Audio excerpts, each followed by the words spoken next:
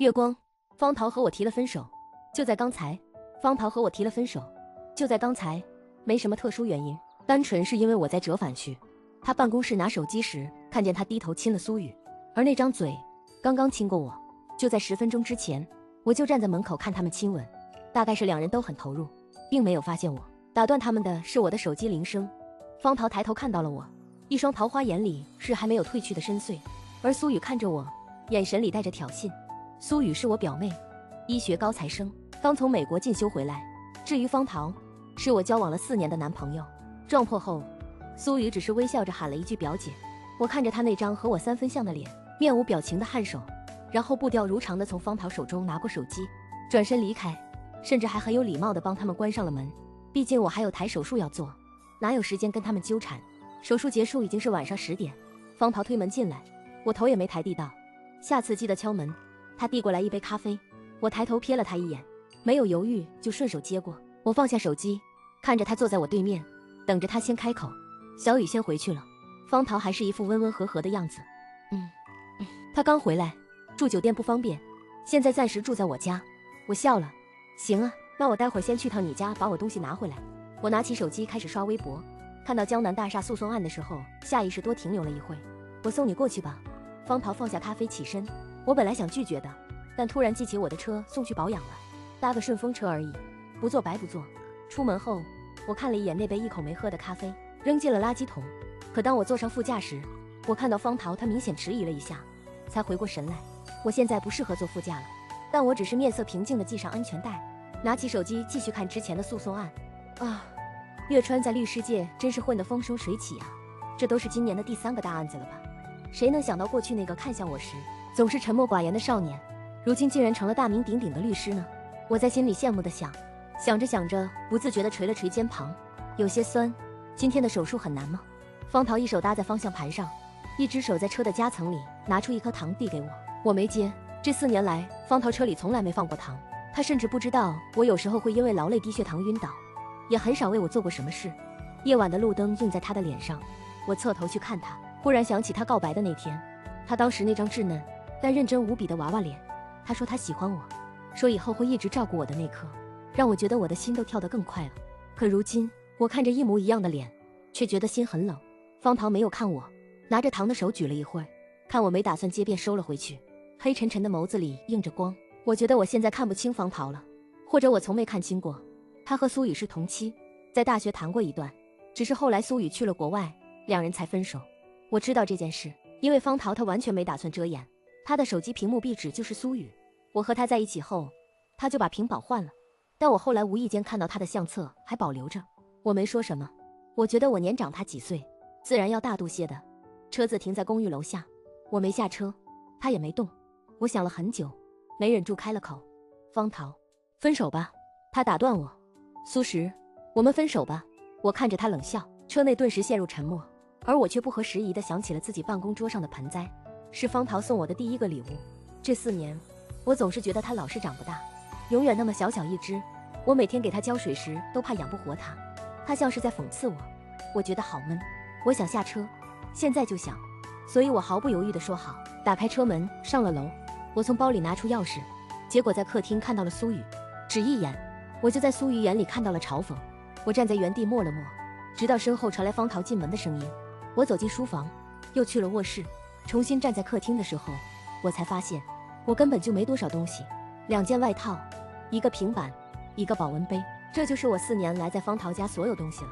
方桃和苏雨坐在客厅沙发上看着我，这一刻我想笑，因为我突然发现这个场景倒像是我一个外来者即将被赶出去，而他们才是一家人。表姐。在我转身时，苏雨叫住了我，今天很晚了，要不就在这住吧。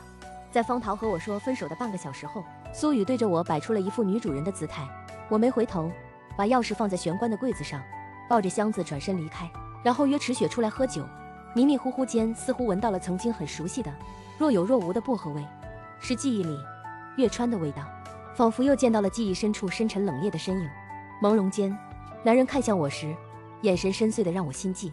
不知道是不是方桃特意避开我。在医院，我也很少和他碰面，期间倒是碰到过苏雨，他一如既往笑眼弯弯的喊我表姐，但池雪对他意见颇大，一天要在我耳边吐槽苏雨800次。一天到晚只知道哭，真不知道他这高材生怎么来的。池雪咬着吸管对我吐槽：“你还记得之前那个出车祸的患者吧？就是那个进了你们神外后，又转入我们胸外科的那位。做开胸手术缝合的时候，他压到了旁边的血管，导致出现了新的出血点。天哪！生生把5个半小时就能结束的手术往后拖了1个半小时。”池雪越说越气愤。那天本来就是2台手术安排得很近，我差点没赶上下一台的，还好我把最后一个出血点交给了林青，要不然我都赶不上下一台手术。最可气的是我结束后说了他几句，他居然当我面哭了。好巧不巧，方桃那货刚好经过，我默默听着。那最后呢？最后，那当然是2个人被我一起骂了。池雪把喝完的可乐瓶扔掉。方桃跟你在一起的时候，他算是我朋友，跟你分手了，那他就只是我后辈了。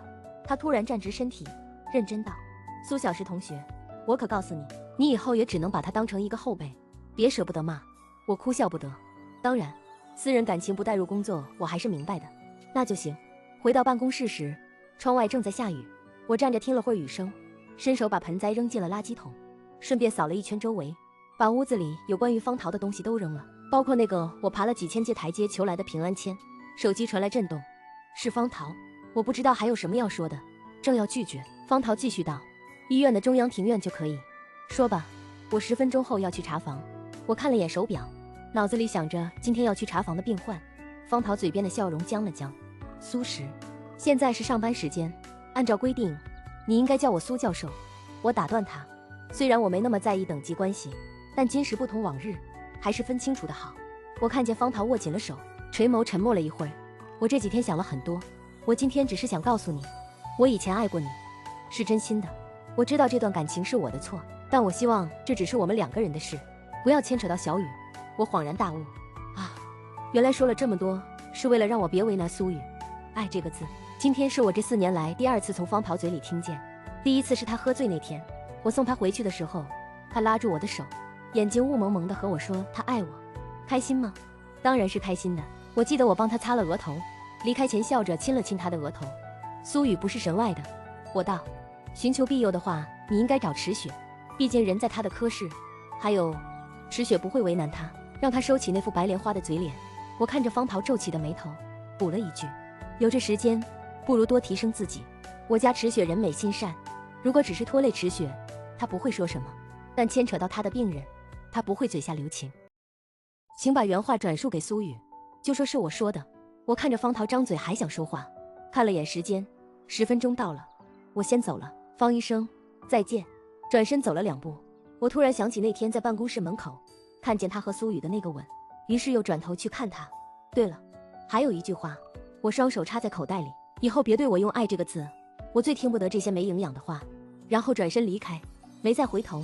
我不会回头，但凡我回头，就是我活该。我干净且坦诚的爱意已经开过花了，错的时候也是连根拔起了。至于以后如何栽种，我不想考虑。路过急诊科时，我没想过会看见岳川。岳川、池雪和我是高中同学，毕业后我和池雪去了医科大，而岳川毅然决然去了政法大学，之后再也没有见过面。男人沉沉的眸光望过来的时候，我身体不由得猛地一震。几年前，岳川的母亲因为脑溢血住院，是我主刀。进手术室之前，岳川曾握着我的手，拜托我一定要治好他的母亲。那时他红着眼睛，身体止不住的颤抖，可我却只能和他说尽力。结果是手术失败了，我亲眼看着他的心电图成为一条直线，也是我亲口下的死亡宣布。我不知道我对岳川宣布时我的表情，我只记得他抱着我时的哽咽，和他抱着他母亲冰冷的身体的嚎啕大哭。我只记得岳川妈妈苍白的唇色，只记得他渐渐冰冷的身体，只想起他在我们放学时守在校门口的身影。他看见岳川时眼睛发出来的光，他拍着我的手背欣慰地说，他家小川有我这样的朋友真幸运。我那时说不出话，其实岳川那时和池雪关系更好，相反和我却没那么熟悉。可我说不出别的话，只能笑着说岳川在学校很受欢迎，他人很好。在他母亲葬礼后，我们再也没见过。后来偶尔听池雪说起，说他出国了，隔了2年又听说他回来了，只是再也没见过。门诊结束后，我绕到急诊科看了一眼，岳川在安安静静的打点滴。我轻轻地走过去，在他旁边放了一瓶牛奶。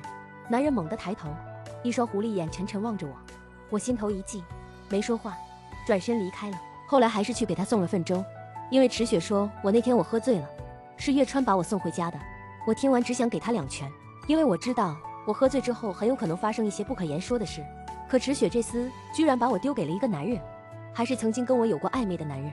虽然我觉得月川算个君子，但我还是很气愤。我压了压嘴角，心里想着送个粥而已。可当我真的坐在这个男人的对面的时候，我瞬间后悔了。月川的长相和方桃刚好是2个极端，倒不是说一脸凶相，但也确实很是凌厉。不得不说，他这长得就很适合当律师，很能给人压迫感。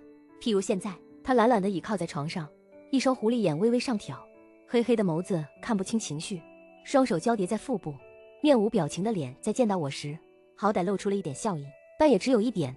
池雪呢？他接过粥打开，我听到他第一句话是问池雪，松了口气。他开会去了，拜托我送过来的。你买的粥？他尝了一口，皱了皱眉，是，怎么了？不合你口味吗？我心里有点紧张，心里想着月川如今的地位应该吃惯好吃的了，怕是吃不惯这些清淡的。可他却笑了笑，没有，味道很好，谢谢你。心里的大石头落了地，没事没事。之后月川便安安分分喝粥。正当我思考要不要先走的时候，他猛地拽住了我的手腕，用的还是正在挂点滴的那只手，低着头便不出喜怒道，听说你分手了。手腕上被抓住的部分一阵灼热，我心下一震，面上却轻松地笑了笑。是啊。他终于抬头看了我一眼，乌黑的眸子里泛着我看不懂的情绪。我在这种目光下如坐针毡。你好好休息，我先……可我话还没说完，他突然把我拉近了点，我被吓了一跳，但考虑到他挂着点滴，只能弯下腰问他，怎么了？没什么，就是想问问苏医生，明天有没有时间，想跟你还有池雪吃个饭，就当做是久别重逢的小聚。月川沉沉的嗓音传入耳朵，呼出的热气惹得我耳朵发痒。我忍了忍，抬眼打量他，离近了看，这双狐狸眼倒是没有远看那么凌厉，上挑的弧度倒是透露出疑惑，然而眸子还是一如既往的黑沉沉。我被他看得头皮发麻，只能道，我回去看看安排，要是行到时候跟你说。他笑着点头，松开了我。我连忙站直身体，那你先休息，我先走了。就在转身的时候，看见了方桃，他看着面色不太好，此刻一双桃花眼微微眯着，像有些生气。可我现在没心情关心他，看了一眼便离开了。回到办公室后，问了池雪好时间后，我告诉月川晚上9点之后才有空。他回得很快，简简单单一个好。晚上的手术难度不是很大，4个半小时就完成了。只不过这是方桃给我做的助手，剥离的时候我实在是忍不住，方医生，你能好好抽吸吗？我都要看不清剥离位置了。长时间的手术让我觉得脖子很酸，大约是察觉到我语气里的不悦，方桃没多说话，低低应了一声是。从手术室出来之后，我看了眼手机，还好离9点还有点时间。我打算先回办公室换衣服，再去找池雪会合。我脱下大褂，刚搭上纽扣，方桃就推门进来了。我皱眉将手从纽扣上拿开，转身去看他。我不是说过了进来先敲门吗？这点也要我教你？他大约是看出我刚要换衣服，将咖啡放在桌上，温和的开口，抱歉，我习惯了。有事？如果是为了抽吸的事就走吧，手术里的事我不会带到外面，你自己注意就行了。我从饮水机里倒了杯热水，一眼没看他带的咖啡。方桃也不在意，一直维持着脸上的笑容。抱歉，我来是想问你。他顿了顿，像在犹豫。你和月川是什么关系？我知道方桃看见了，但没想到他会去打听月川的名字。我眯起眼，这和你有什么关系？我试图想让他想清楚我们已经分手了，但他依旧追问道，你的新欢？听到这句我都快气笑了。我不知道他怎么有脸说这句话，但不知怎么我心里轻松起来，低头喝了一口热水。怎么只许你有，不许我找？我不记得我真的打算放弃的那一刻，是我在办公室门口看到他们亲吻的时候，还是我回他家收拾东西时，在卧室垃圾桶看到的未干的纸巾的时候。方桃嘴里的爱，我不信。我看到方桃似乎想上前，我心生警惕，却突然看见不知何时站在门口的月川。我愣了愣，方桃察觉我的视线也顿了一下，朝后看去。你怎么来了？我呆呆地问。只见门边的男人一手插兜，一手拿着一杯热巧克力，一双狐狸眼含笑看我，看向方桃时却带了些嘲讽。啊，池雪晚上临时有手术，我来接你吃饭。月川慢悠悠地走进来，将热巧克力递给我。谢谢。还有事要处理吗？他看了眼方桃，默默挡住他的视线，朝我眨眨眼。我握着杯子，不合时宜地想，这狐狸眼真是看不得，一看一个糟。我偏过头看见方桃面色不善的脸，感觉有点爽，又抬头对上狐狸眼。没事了，我们走吧。在和方桃擦身而过时，他突然喊住我：“苏教授。”我转身回看，只看见他眉眼弯弯的，仿佛刚刚的脸黑都是错觉。教授，我有学术上的问题想请教你。我捏了捏拳头，刚想说话，不料被月川打断。不好意思，这位小朋友。说着一把揽过我的肩。苏教授现在要跟他的新欢吃饭，有问题下次问吧。接着直接揽着我离开。我没看到背后方桃阴沉下来的脸，我只觉得身体很僵硬，直到走到医院门口，月川才放开我。你还好吗？我看你快要同手同脚了。听到他略带笑意的嗓音，我才回过神，整个人没有控制住，差点撞到他，干笑了一声。还好，我们走吧。真的吗？那苏医生觉得我这个新欢比起旧爱来如何？男人笑了，忽然站定，俯身逼近我，幽深的眉眼沉沉。寂静的夜里，气氛一下子升温。想到我和方桃的对话都被他听了去，我感觉我的脸要烧起来了。还有这句新欢，我感觉身体发烫，脑子里忽然多出了一些旖旎的想法。停，不能想了，太尴尬了。我直接忽略了男人的问题，僵硬的道：“池雪没时间的话，我们可以下次再约。”说完我就想给自己来2拳。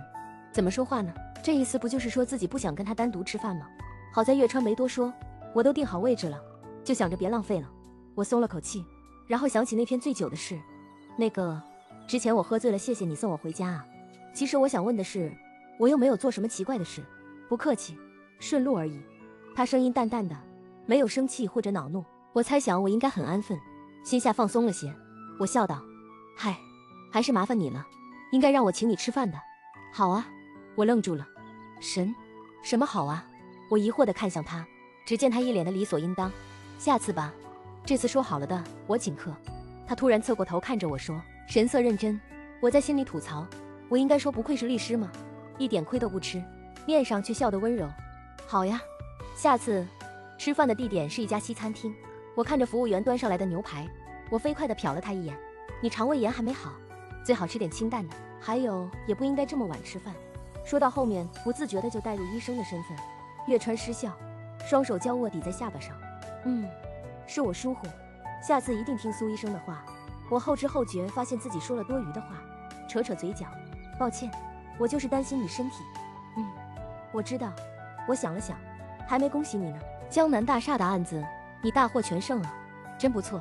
他抿了口果汁，狭长的狐狸眼却看着我，不知怎的，我总觉得这眼神有点奇怪。我笑，今年第3个案子了吧？怎么感觉你毫无败绩啊？你怎么知道是今年第3个？他微微轻身，眼神中流露出好奇。3个案子里只有江南大厦是上了热搜的吧？那其他2个你是怎么知道的？干，月川真是个逻辑怪。我在心里扎小人，原来苏医生这么关注我。我端起职业微笑，不慌不忙，倒也不是，是我听池雪说的。当然不是，但谁让池雪非得让我跟他单独在一起，那就把这个锅推给他。月川轻笑一声，面上写满了你看我信吗？我才不管他信不信。其实讲真的，我也不是专门关注了月川，只不过偶尔会去翻翻他所在的那家事务所的案子，里面自然而然会有他。我记性又不差，记得那是自然的。吃完饭后，月川开车送我回家，一路上我都侧头看着窗外。我察觉他看过我几次。到我家楼下的时候，我坐直身体，解开安全带，刚想打开车门，却发现被锁了。我捏着把手，面色平静回望月川，不请我上去坐坐。他一手搭在方向盘上，眼睛朝着楼上看去。我定定地看着他，慢慢垂下眼睑。也许是我自作多情，但我想说，月川，我们就到朋友为止吧。我尽量放轻呼吸，一字一句地说，我今年33了，已经过了可以揣着明白装糊涂的年纪。如果没有，那最好，万一有，我就应该及时把苗头掐灭。月川的脸隐在暗色中，晦暗不明，我看不清。就当我以为还要一直僵持下去的时候，我听见他嗤笑一声，哼，谁缺你一个朋友？接着便开了锁。我连忙下车，连谢谢都忘了说，颇像落荒而逃。回到家，我才找回点真实感，脑海中还在回想今天的事，就看见池雪给我打了电话。我把今天的事和她说了一遍。池雪，你就当我是自恋吧，但我刚分手，我不想出现意外了。可池雪犹豫又带点疑问的语气道，你以前不是喜欢他吗？这句话像一下子把我拉回到过去。以前的月川十分普通，脸上还未摆脱稚气，一双狐狸眼倒已现雏形。远远看去就是一个精致的小少年，带着点漫不经心。我是什么时候喜欢月川的呢？大概是看见他吃饭的时候把米饭沾到嘴角，或者是回家路上他无意识把我和池雪护在马路内侧。这些感觉就像绵绵春雨，无声无息进入我的日常生活。少女的心事永远藏在眼睛里。有好一阵子，我的眼神明晃晃地粘在月川身上，我将朦朦胧胧的少女情思告诉了池雪，她没有告诉月川，反而很多时候都制造机会让我俩独处。我在欣喜之余还带着些忐忑，大约实在是太过明显，月川都察觉到了，所以他开始若有若无疏远。我其实也谈不上疏远，他只是更沉默了。渐渐的，3人行变成了2人，他总是有许多理由先离开。聪明如我怎么会不知道？我想大概是我给他带来压力或烦恼了。我想我也不是会死缠烂打的人，或许我也没那么喜欢呢，又或许我收一收这份喜欢会不会好一点？我向医院请了个假，去花店买了一束花，打车去墓园。今年是第4年了，每年我都一个人来去看月川的妈妈陆阿姨，而且很早，这样就可以避开月川。我没带白菊，因为我曾见过陆阿姨看着花店里的白玫瑰笑的模样，和玫瑰一样热烈而苍白。我照惯例将花放在墓碑背面。池雪和我说不是我的错，其实我知道的，我只是一个普通的医生，治病救人本就逆天而行，我尽力了，每个人都这么劝我。我不是接受不了死亡，我只是想起月川眼泪滴落在我手背的那一刻，我觉得大概永远忘不了。那颗眼泪很烫，烫得让我觉得浮在我肩膀上的他的脑袋好沉重。神外的手术本就风险大，我不是没经历过手术失败，对寻常病患我会觉得抱歉、内疚、难过，可当我对着月川说出对不起时，当我看到他从慢慢红了眼，况到不可遏制抱住我大哭时，我讲不清我的感受，我只能听见哭声，脑海中回荡的只有月川的哭声和陆阿姨进手术室之前对我展开的那一抹笑。我再见到月川是在葬礼上，我低着头祭拜，又去和他轻轻说了一声对不起。我没敢抬头去看他。再后来就是听说他出国了，池雪说的时候，我正在吃樱桃，不小心把核咽下去了。当我努力轻飘飘地拿起另一颗，点点头，哦，我静静站了一会，伸手拂去了背上的尘土，缓缓鞠了一躬，转身离开了。下台阶时，我看见了对面月川的车，以及斜靠在车旁的月川。我轻轻吸了口气，抬眼对上了那双狐狸眼，眼神还是一如既往的黑沉。来看我妈。她走上台阶，站在我身侧。我轻轻点头。那一起吧。淡淡的嗓音里听不出情绪。我刚想说我去过了，但他偏过头瞥了我一眼，我就不怎么敢说话了。我不动声色地咽了口口水，和他又上去了。月川上前几步，弯下腰，把我带的那束玫瑰拿出来，端端正正地放到陆阿姨照片下方。我有点惊讶，又有点心虚。月川这么机敏，他一定知道这些年放在背面的花是我放的。他转过头，走吧。我愣了愣，点头，跟在月川身后下台阶时，我想真奇怪，他说看好像就是单纯来看，连花也不带，但好歹没问我来这里的事。你去医院。他示意我上车，我没拒绝。有些话说过一次就够了，太过刻意不是成年人的作风。我怕我说请假了，月川又要整幺蛾子，所以撒了个谎说要去医院。你要是不顺路，把我放到前面车站就行。我想着事务所应该没这么空，而且他还是他们那的头牌，不，招牌。这么想着，不禁笑出了声。我连忙正了正神色，他只看了我一眼。顺路啊！我刚好要去医院检查，顺路。我偷偷去看他的狐狸眼，忽然觉得也没那么压迫人了。我们在医院门口分别，分开的时候，他难得的笑了笑，轻轻说了句再见。回办公室的路上，我想着临别前月川的笑，心里不禁感慨，偶尔笑起来也很好看啊。这个笑连带着我心情也好了起来。只可惜好景不长，我前脚刚到办公室，后脚苏雨就来了。表姐，方桃让我把这个给你送过来。她甜甜的笑着，动作中规中矩，谦虚自得，除了称呼也没有别的愉悦。我接过文件，不想和她多交流。东西送到了，你先出去吧。我刚说完这句话，就看见门口站着的方桃，皱了眉，什么意思？苏雨似乎也很惊讶，我眼神在他俩身上转了转，不好意思，教授。方桃慢悠悠进来，脸上带着恰到好处的抱歉。文件我还没整理好，是我疏忽了。我看着苏雨冷冷的目光，感到莫名其妙。虽然这目光不是对着我，是对着方桃。恍然间我就明白了，估摸着他俩吵架了，然后来找我消遣，想从我这找优越感。一想到这，我就忍不住了。都分手了，为什么还要来我面前处理这些破事？我抬头刚想破口大骂，就瞥见门口的黑色身影。苏雨和方桃也看到了门口的月川，两人脸上神色各异。反观罪魁祸首，一副懒洋洋的样子，手上依旧是一杯热巧克力，一双狐狸眼含着笑意，像在看什么好戏。怎么了？我只能硬着头皮问。我来等你请我吃饭啊。你上次说的。他走进房间，将热巧克力放在刚才的那份文件上，不知是有意还是无意。接着他便转头看向另外两人，视线在方桃身上多停留了一会。是你呀。月川笑得随意，黑沉沉的眸子盯着方桃。你是来问苏教授学术问题的。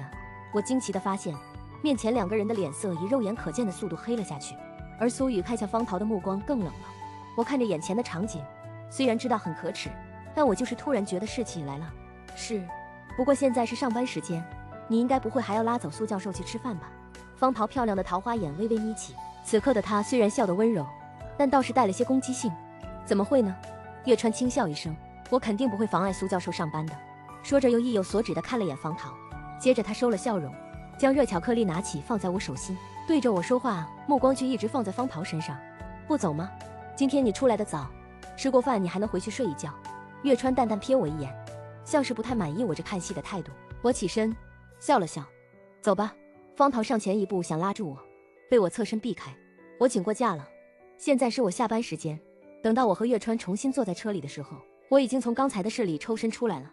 想吃什么？现在已经9点半了，可我只想赶紧请完。虽然我很感激他替我找回场子，但一码归一码，我不愿他这样随心所欲又明目张胆闯入我的生活。你请客当然由你决定。我转头去看他无所谓的样子，我不明白，那就去吃早茶吧。我知道有一家还不错。我说着把地址发给他，你可以睡会，到了喊你。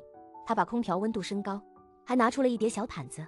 我看了毯子一眼，没拒绝，默默叹了口气，闭上了眼睛。回去的时候，我拒绝了月川送我回家的提议，我可以自己回家。我意志坚定。我送你不是更方便吗？你自己回家，万一路上遇到坏人了怎么办？他理直气壮。不会的，而且你应该去上班了。我不为所动。事务所和你家顺路啊。他含笑晏晏。最终我还是被说动了。他确实如他所说，只是送我回家，但我没想到，我刚回家1个小时就被月川喊下楼了。下来，我有话要说。他声音很沉闷，顺着手机传到我耳朵。我跑到窗边，看到楼下熟悉的车和人，十分疑惑。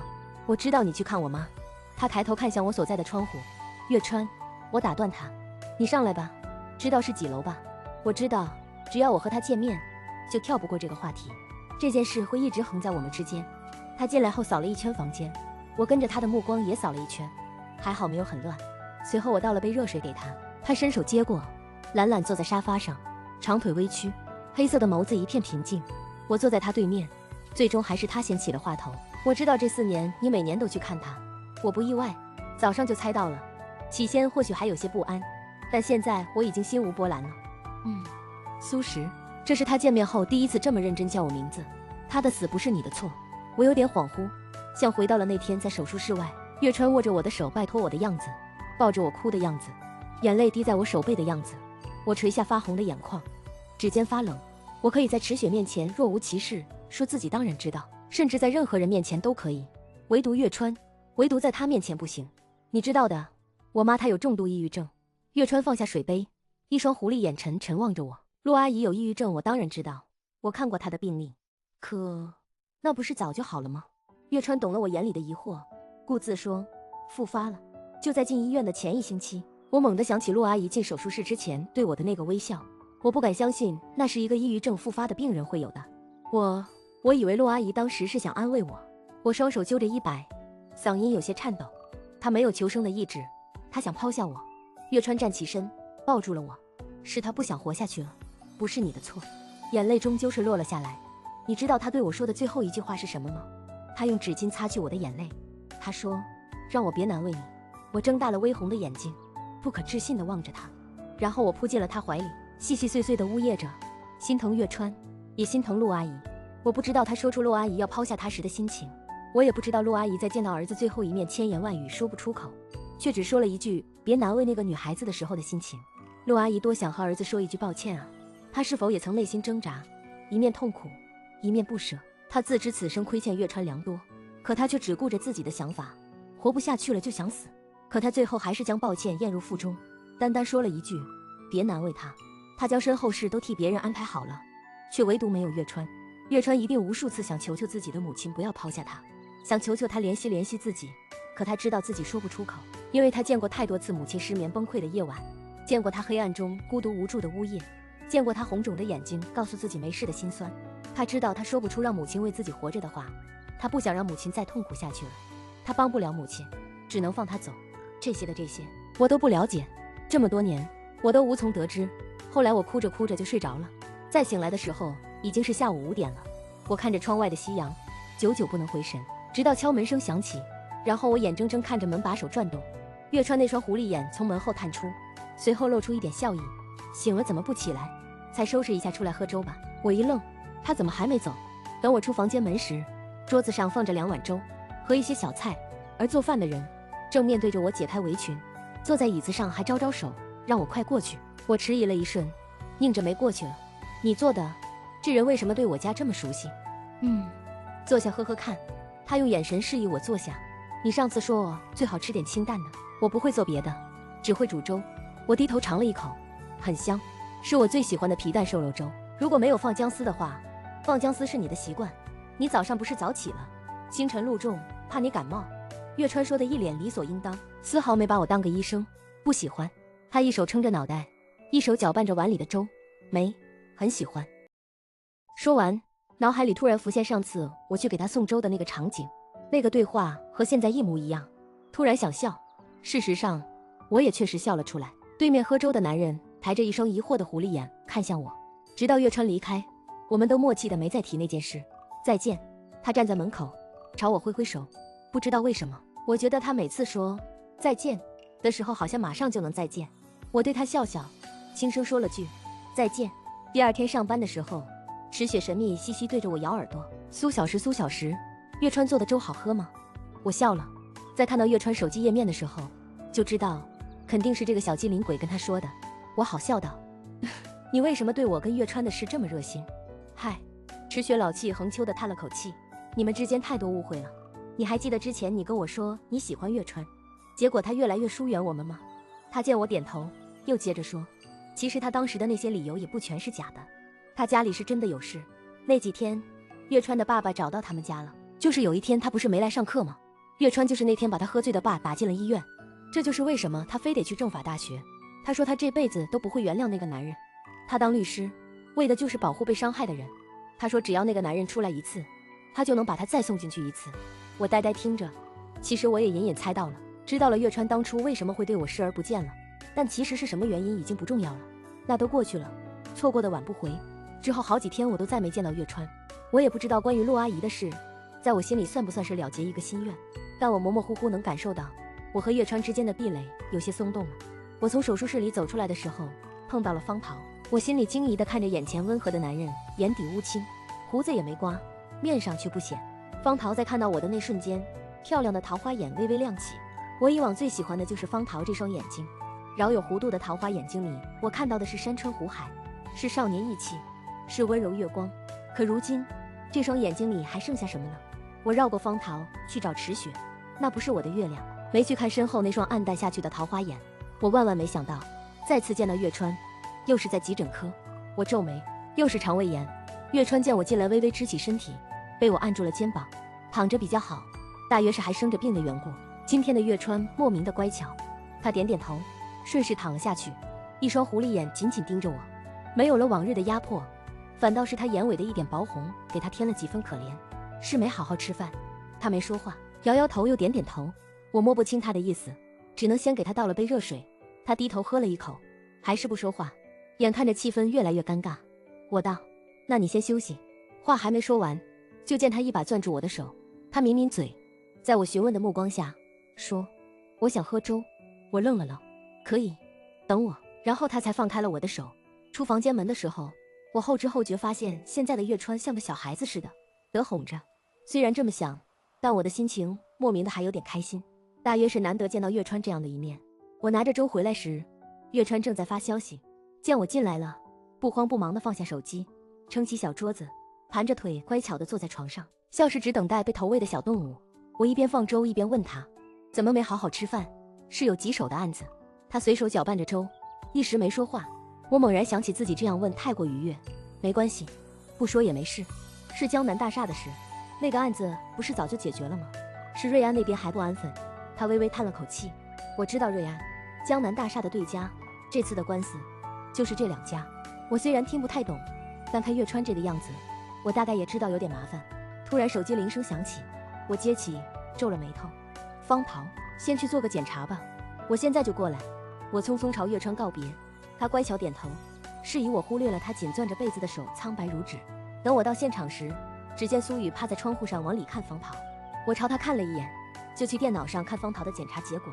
幸好也不是很严重，就是脑部有个血块，稍微有点大，以至于压迫到了视觉神经，所以突然昏倒了。不过这血块怎么来的？没过多久他就醒了。你之前有昏倒过吗？大概持续多少时间了？方桃的脸瘦削了许多，连带着眼睛也没有了神采。大概1周前我昏倒过一次，但我当时觉得是我休息不够的原因，就没去检查。很严重吗？我笑了笑，不严重的，只是一个血块而已。我看他微微松了口气，但还是很担心的样子，到底不忍心道，真的不严重？我的技术你还不信吗？信的，我信的。他连忙说，那你好好休息，下午通知你手术的具体时间，有什么问题再喊我们。我叮嘱了他几句，在出病房的时候看到了等在外面的苏雨，你可以进去看他，他没什么大事，不用担心。苏雨看了我几眼，点点头。我也转身回办公室准备方桃的手术。晚上的时候，月川来我办公室和我告别，我笑着嘱咐他，以后可得好好吃饭，总是来医院不好。他随口应了一句。这时月川又恢复到了平日里的样子，我竟觉得有点可惜。然后他又漫不经心地问，今天你接电话，听见你说方桃是你前男友吧？他怎么了？我已经不惊讶于他知道方桃的名字，但总觉得他这问题怪怪的，还是道，他脑部有个血块，可能要做手术，很严重。他眼神闪闪躲躲，我终于听出点不对劲来了。不严重，手术之后不会对他的生活有影响的。说完这句之后，我明显看到月川松了口气，心里疑惑更甚。你好像很关心他。不料月川瞬间黑了脸，少胡说八道。我憋着笑，时间不早了，我待会还要去找方桃，就不送你了。结果月川听见这话，直接在沙发上坐了下来，顶着我疑惑的目光，他一本正经地道，我觉得我待会自己回去会出意外，而且我还没吃晚饭，等你结束了一起去吃。我瞥了他一眼，看他顾自抱着手机回消息，又想起他今天好歹是个病人，只能无奈道，那你在这等我一会。他乖巧点头，见状我才满意的出门了。到方桃病房时，他正侧头看着窗外，路边的灯光昏暗，我看不清他的表情，大概是听到有人进来。方桃转头朝我笑了笑，手术前一晚，让病人保持愉快的心情还是很重要的。现在感觉怎么样？有不舒服的地方吗？方桃摇摇头，嘴边噙着笑，那你好好休息，别太担心。说着我便转身离开，只是方桃突然抓住了我的手，一双亮亮的桃花眼看着我。苏石，你能不能别喜欢月？方桃，他现在的眼睛又让我想起了当初他说他会一直对我好的时候，我们已经分手了。当初我没犹豫就答应了他。他脸色白了几分，仍旧固执地问，我知道的，我只是想说能不能别喜欢。我再次打断了他，我的意思是，从今往后我喜欢谁都已经与你无关了。如今我缓慢而坚定地拒绝了他，我不管他以前有没有真的喜欢过我，也不管他如今是喜欢苏雨还是后悔了想继续喜欢我，这都与我无关。我不想去纠结这段感情里谁错更多，该结束的时候就应该结束。最终方桃还是放开了我的手，他脱力一般躺了回去。我说了一句好好休息，便离开了。关门转身的时候，猝不及防地看到了等在门外的月川。你怎么来了？他看了一眼我身后的病房，看你太久没回来了，就来找你。我点点头，没怀疑。那现在去吃饭吧。月川眼睛亮起，好啊，就差一根尾巴摇摇摆摆了。我算着时间，掏出手机打了个电话给池雪，喂，结束了吗？出来吃饭吧。我把手机放进口袋，假装没看见身旁男人耷拉的狐狸眼，委屈巴巴的样子，不自觉勾起了嘴角。最后这顿饭在月川的怨念和池雪的理直气壮以及我的若无其事中度过。第二天的手术很成功，出来的时候看见苏雨眼眶红红的，我垂下眼眸没说话。我没有义务一直安慰他们，治病救人是我的本分，但圣母心我没有。有些善意的话我只说一次。月川来得更勤快了，今天感冒了来买药，明天刚好路过来送吃的，后天是约了池雪吃饭，顺便带上我。总之就是有各种理由。刚开始我还能说服自己，或许真的是有事，到后来我实在是忍无可忍。终于在有一次他熟练的敲门进来后，我皱着眉头喊了他一声：“月川，律师工作这么空。”他坐在沙发上：“还行吧，我累了，请假休息不行吗？”我张了张嘴：“你说过，你听到我那天说的话的。”声音微小，却很清晰。月川喝水的动作顿了顿：“我知道啊，我感觉很头疼。可我也说了，我不缺你一个朋友。”月川黑沉沉的眸子看过来，薄唇因为喝了水而沾上点水光。我偏过头，不愿去看他，因为我在他眼神里看见了认真。后面月川一如既往找理由来我办公室，甚至会带着电脑在我办公室办公。他时常带东西给我，有时是糖，有时是热巧克力，有时是玩偶，有时是仙人掌。他说仙人掌很好养活，让我不用太费心思。渐渐的，我会在外套口袋里放几颗糖，感觉不舒服了就含上几颗，也会在下雨天打开窗子的一小条缝，给仙人掌吹吹风，又或者是在难得的午休抱着玩偶小憩。那天之后月川再来，我也就随他了。今天一整天我在办公室没见到月川，我以为是他今天有点忙，可我再一次在急诊科见到了月川，是车祸。我到的时候，急诊科医生正在给他做抢救措施。我看着他躺在病床上的样子，瞬间红了眼。他原本精致打理过的头，发现在软软的趴在额头上，额角、侧脸、下巴都是血迹，甚至连黑色的西装也因为血液的渗透而加深了颜色。他的手在床边垂下，随着医生的动作而微微晃动，因着失血过多，他的唇色近乎苍白。我察觉自己身体此刻有些僵硬，可我依旧强迫自己去看月川的检查结果。我知道现在应该做什么最有用。他因为车祸而导致头部受创，血压一直在下降，只能尽快做手术。时间紧张，紧急沟通后，我在科室主任的电话授意下签了名字。进手术室前，我嚼完了一整颗糖，认真消毒，在门前做了个深呼吸。主刀医生是我的老师宋教授，而我自愿申请做他的遗嘱。应该是月川在被撞的时候下意识做了保护动作。手术没有持续很长时间，我甚至感觉很快。月川进了加护病房，我坐在他的病床旁，心想和这个男人见面，为什么总是在医院？我右手撑着下巴，从他的额头看到眼睛，看到鼻梁，再到薄唇，看得仔仔细细。这2天我看着他，时常想起以前月川那时性子就不活泼，但他偶尔也会同我跟池雪开玩笑，干巴巴地讲着蹩脚的笑话。我和池雪每听见都会笑话他，即使大多数时候都是池雪捧腹大笑，我在一旁憋笑。这时的月川才会难得地露出羞恼的情绪，通常表现为把嘴一抿，转身闷头往前走，偶尔转头看看我跟池雪，确保我俩跟在他身后。我又想起自己在急诊室看见他浑身是血的时候，其实已经不记得自己当时在想什么了。我只记得我很害怕，比起慌乱，我内心的情绪反而是害怕更多一些。我轻轻喟叹一声，忽地瞥见他缓缓睁开的眼眸，心里的石头总算落地。月川身体恢复得很快，他自己也在身体力行地证明这一点。毕竟在他醒来的第4天，就已经开始在病床上办公了。我依旧每天都过去看他。听说手术书上是你签的名字，我点点头，刚想和他解释，是以女朋友的身份吗？一双狐狸眼微微上挑。之后的1周，月川被我强令待在家里。那几天他看起来很忙，每次视频都能看见他开着电脑。我隐约看见了江南大厦几个字，心里猜测也许和上次的案子有关。1个月后，月川就恢复得七七八八了。走吧，我知道一家很好喝的鱼汤。鉴于月川还在养病，所以是我开的车。我把车停在马路对面，打算和他走过去。等红绿灯时，有人撞了一下我，我向前一个趔趄，幸好月川抓住了我。路人朝我道了歉，我笑笑回了一句没关系。我回头对月川道谢，他顺势把手从我的胳膊移到下方，握住了我的手掌。我怔了怔，没挣脱。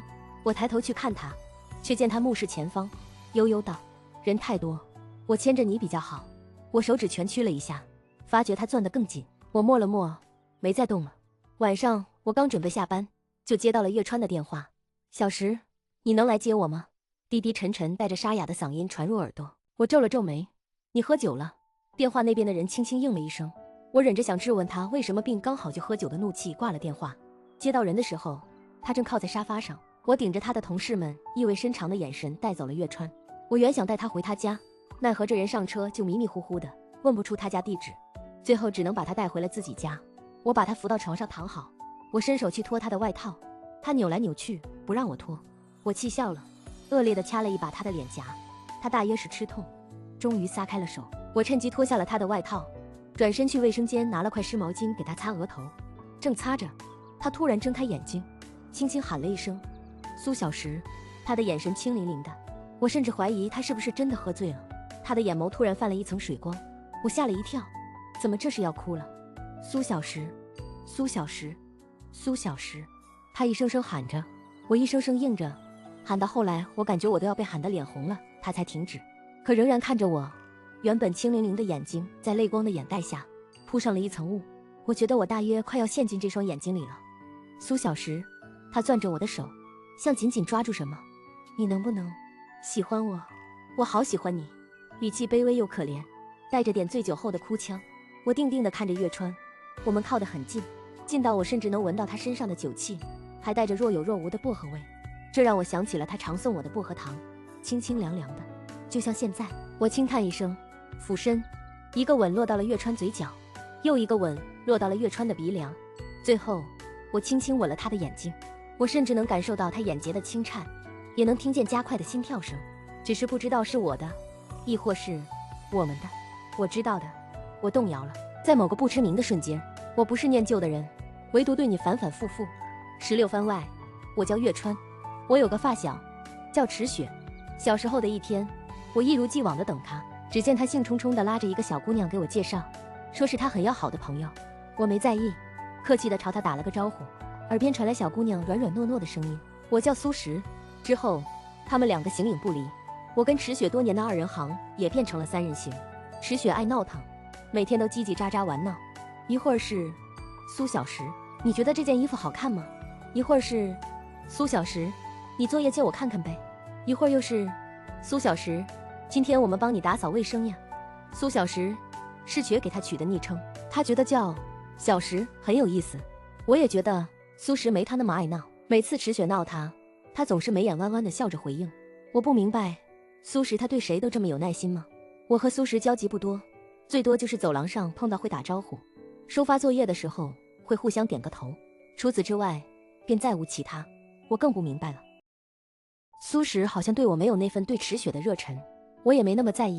后来时间长了，我发现苏石不喜欢吃笋，打扫卫生的时候池雪总是捣乱，弄得他无可奈何，所以我就默默看他们玩，自己快速打扫干净。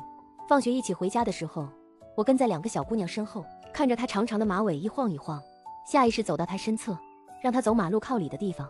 尽管之后我们还是不常交谈，可我却总是能在人群里看见她。她总是含着浅浅的笑，眼睛偶尔会变成一弯月牙。我想她好像月亮啊。后来苏石和池雪两个人总是悄悄咬耳朵，也会时不时地看我，那种目光我描述不来。总之每次我都很紧张。有一段时间，池雪总是缺席我们的三人活动，以各种蹩脚的理由。池雪不在，我和苏石之间的氛围就会变得沉默。我能感受到他的目光总是粘在我身上，带着欢喜。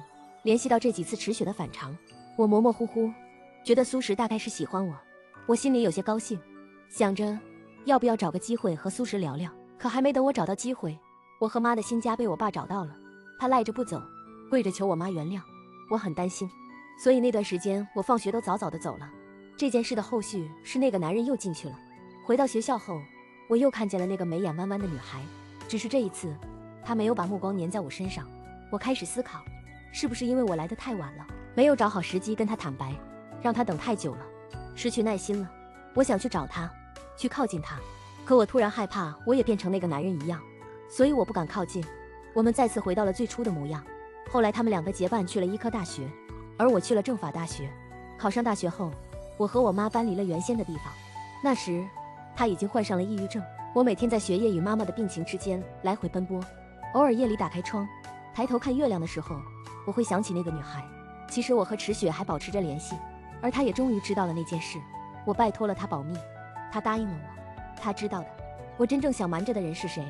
在和池雪为数不多的聊天中，我总是旁敲侧击地问苏石的近况，听闻他的一切都很顺利，我也为他感到高兴。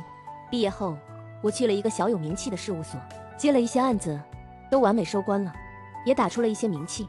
我再一次见到苏石是在医院，那时我妈脑溢血，到医院之后我才发现，原来她在这里工作，还是神外的教授。我像是溺水的人抓到了倚仗，我抓着她的手拜托她医治我妈，但我其实很清楚，这点安慰不过是杯水车薪，因为我妈不想活，我想，他大约是不要我了。直到最后，他欲言又止，却只说了一句：“别难为那个女孩子。”我知道他在说苏石，我不知道他是什么时候认识苏石的，也不知道他是怎么想的。直到苏石从手术室里出来，低着头对我说：“对不起。”我颤抖着抱住了他。明明我早就知道了，我妈没有求生意志，明明也准备好了说服自己，但真的听到的时候，我还是哭出了声。自那以后，我和苏石就没见过了。我去了国外，又回来。回来的时候，我从池雪那里听说苏石恋爱了，心里没什么感受，好像理应如此，毕竟他这么好。有一次，苏石微博更新了一张图片，是他抓拍的月亮，配文是“我好像能抓到月亮”，我替他高兴，但我没敢点赞。之后的再一次见面是在酒吧，我看着喝醉的他皱眉，池雪跑过来跟我说苏石分手了，和那个小他4岁的弟弟。我没说话，一言不发地把苏石送回家。醉了的苏石和平时的他不一样，又撒娇又打滚，我没办法，只能哄着他。等他睡下已经是半夜，我坐在窗边静静看着他，给他掖好被子就走了。后来我想，他现在分手了，那我能不能去试一试？我想，我也不是非要和他在一起，我就是想靠近他一点，靠近一点就行。池雪和我说，他告诉苏石那件事了。我很紧张，我等着苏石的反应，所以我之后每天都找理由去见他。幸好他没有害怕我。他去见方桃那次，我是故意跟过去的。我知道他是因为看见我在门口才拉住苏石。他问苏石能不能别喜欢我，我也在等答案，但他至少没说不喜欢。我心里的小火苗又窜出来了。那场车祸不是意外，那几天我去医院的路上感觉有人跟着我，我怕他们跟着我去医院，顺着我查到苏石，所以我停止了去找他。后来才知道是瑞安的人，他们想挖我带着江南大厦的机密，我没答应，所以出现了那场车祸。但好在那场车祸其实是我做的局，配合着池雪的爸爸。我没想到吓到了苏石，我很愧疚。